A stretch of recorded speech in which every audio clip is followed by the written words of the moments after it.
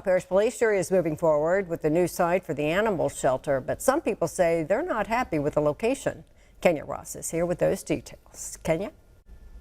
Yes, Jennifer. In the last police jury meeting, the jurors accepted a recommendation from the Animal Shelter Advisory Committee to buy property on Ellington Drive, but some residents had concerns about that particular area. My main concern is safety. We know, just as citizens of Ouachita Parish, we know that that is a high crime area. And so that would be my main concern, is the safety of the animals that are housed there and the people that visit the facility.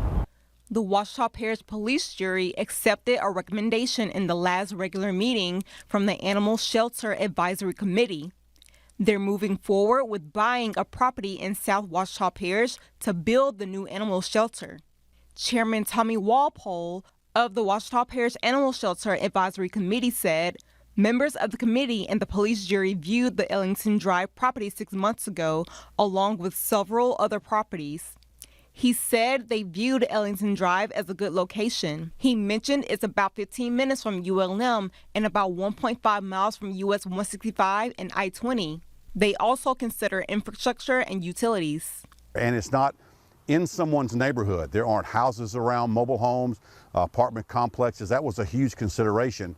Everyone wanted a new animal shelter. Not everybody wanted to pay for it, but everybody wanted it. But trust me, no one wanted it put near them.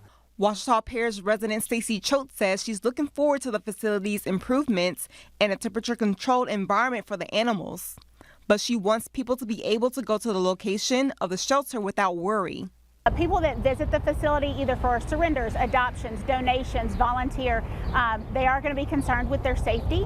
I would love to see the location to be more centralized in Ouachita Parish, just to cut back on the driving of some, because we do know some lower income families don't have vehicles or don't have a way to transport.